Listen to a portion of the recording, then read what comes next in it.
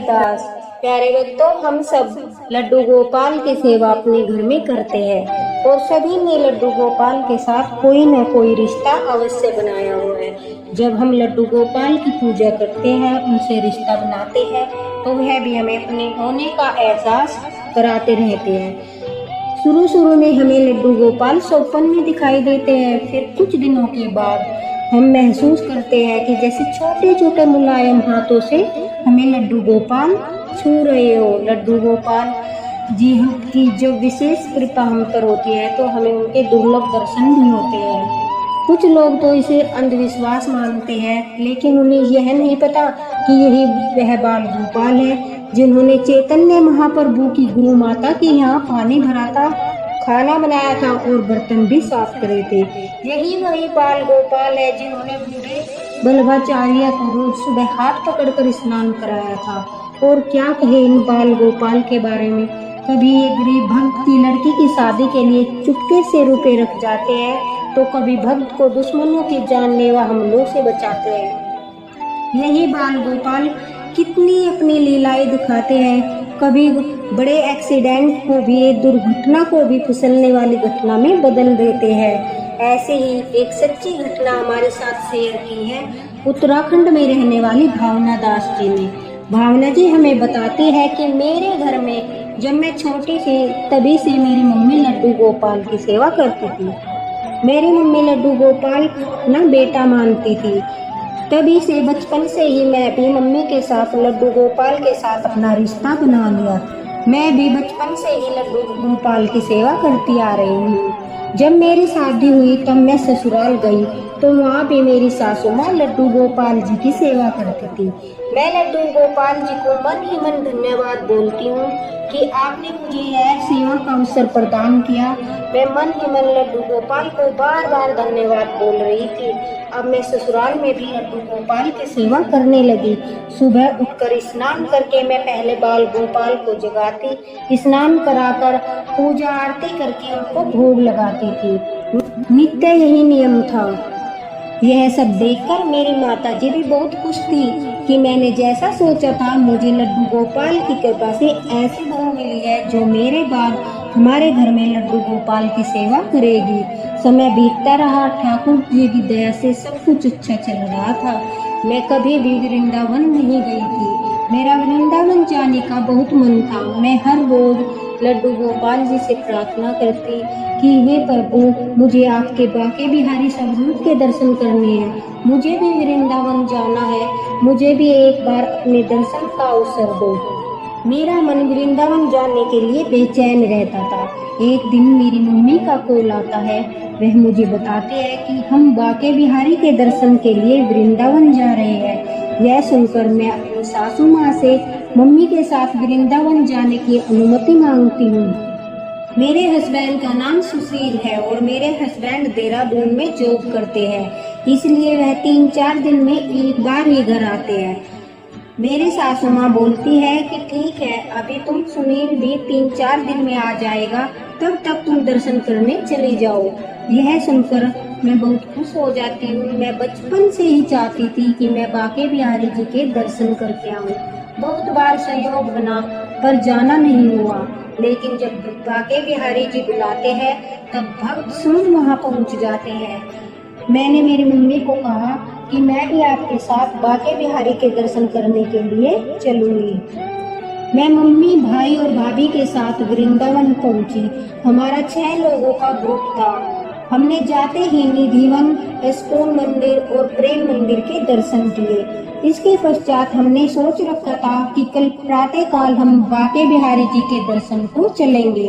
मैं अपने साथ अपने लड्डू गोपाल को भी लेकर गई थी। प्रातःकाल हुआ, हम दर्शन के लिए साथ निकले, लेकिन भीड़ इतनी थी कि हम अलग अलग हो गई। मेरी भाभी मेरे साथ थी। मैंने लड्डू गोपाल जी से शिकायत करते हुए कहा कि आज दर्शन नहीं दोगे तो मैं नाराज हो जाऊंगी, क्योंकि मैंने बचपन से लेकर लड्डू गोपाल जी को अपना सब कुछ माना था और मैंने मन में कभी कोई उलझन होती थी तो मैं उन्हें ही बोलती थी। मेरा और मेरे लड्डू गोपाल का अनोखा रिश्ता था। भीड़ अधिक थी। मैंने अपने गोपाल से कहा इतना दूर आई हूँ, इतने समय से इंतजार कर रही थी, क्या मुझे दर्शन नहीं दोगे? अब दर्शन देना या ना देना तुम्हारे हाथ में है, लेकिन याद रखना अगर दर्शन नहीं दोगे तो डांट तुम्हें ही खानी पड़ेगी। इस प्रकार मैं उनसे मन ही मन झगड़ा कर रही थी। मैं और मेरी भाभी आगे भीड़ में बढ़ने लगे तो एक लड़का हमारे आसपास आकर हमसे बोलता है और कहता है कि प्रसाद ले लो, भीड़ बहुत अधिक है। और लड्डू गोपाल की ओर संकेत करके कहता है, तुम इतनी भीड़ में इनको लेकर कैसे दर्शन करोगी? लाओ इनको मुझे दे दो, मैं तुम्हें दर्शन कराता हूँ। मेरी कुछ समझ नहीं आ रहा था, मैंने उन्हें लड्डू गोपाल दे दिए। वह लड़का लड्डू गोपाल लेकर हमारे लिए रास्ता बनाने लगा। वह लगातार रास्ता बनाता हुआ आगे बढ़ रहा था और हमें इशारा करके मुस्कुरा रहा था और कह रहा था, चलो और आगे दर्शन कराता हूँ। ऐसा करते करते मैं हमें बांके बिहारी जी के नजदीक पहुँच गया। मैंने और मेरी भाभी ने बांके बिहारी जी के दर्शन किए। मैंने इतनी प्रसन्नता से बांके बिहारी जी के दर्शन किए, मेरी आंखों से आंसू नहीं रुक पा रहे थे। तभी मुझे ध्यान आया कि मेरे बाल गोपाल कहाँ है। तभी मैं लड़का बोला, देखो तुम्हारे सर के ऊपर मैंने उनको पकड़ रखा है, वह भी बांके बिहारी जी के दर्शन कर रहे हैं। मेरा मन खुशी से झूम रहा था। तभी उस सज्जन लड़के ने कहा, जो प्रसाद तुम लाए हो उसका भोग लगा दो। मैंने अपना डब्बा खोलकर भोग लगाया। तभी उन्होंने कहा, जो मेरे पास डब्बा है उसे भी खोलकर भोग लगा दो। मैंने उनकी बात मानकर भोग लगा दिया। भोग लगाने के बाद उन्होंने कहा, अब बाहर चले। बड़ी भीड़ से हम बाहर जाने लगे। बाहर जाने पर उन्होंने मुस्कुराकर कहा कि हो गए दर्शन। मैंने कहा, आपके सहयोग से इतने अच्छे दर्शन हो गए, भीड़ में इतना अलौकिक दर्शन हुआ। उन्होंने मुस्कुराकर कहा, अच्छे से हो गया ना, कभी फिर बाद में शिकायत करो कि मेरा दर्शन नहीं हुआ, मेरा दर्शन रह गया, बार बार शिकायत करती हो। और मैं यह कहकर मुस्कुराने लगी। मेरा दिमाग ब्लैंक हो गया। यह सुनकर मैं आश्चर्य में पड़ गई कि इनको मेरे मन की बात कैसे पता है, और मैं बहुत खुश भी थी। तभी उन्होंने लड्डू गोपाल को मेरे हाथों में रखकर कहा, इनकी संभाल करना। मैंने कहा, इनको ही मैंने अपना सब कुछ अर्पण किया हुआ है। तब वह बोले, मुझे तुम्हारी भक्ति निष्ठा बहुत अच्छी लगी। वह इस प्रकार बातें कर रहे थे मानो कि वह मुझे वर्षों से जानते हो। वह बाहर तक हमें छोड़ने आए। बाहर जाते ही मेरे हाथ से माला नीचे गिर जाती है। जैसे ही मैं माला उठाने के लिए झुकती हूँ और माला उठाकर देखती हूँ तो वह लड़का मुझे कहीं नजर नहीं आता। मैं भाभी से पूछती हूँ कि वह सज्जन कहाँ है जिन्होंने हमें इतनी भीड़ में इतने अच्छे दर्शन कराए। भाभी बोलती है, जब तुम्हारी माला गिरी तभी पीछे से मुझे किसी ने पुकारा। मैं उधर देखने लगी। जब मैं इधर मुड़ी तो मुझे यहाँ पर कोई नहीं दिखाई दिया।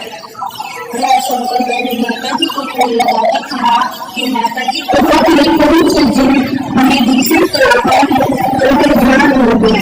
माता जी ने कहा, अरे पगली तुमने मेरा दरवाजा देखा?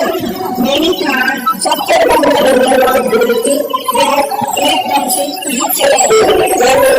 सारी बातें जानते थे, मुझे दर्शन से जानते हो।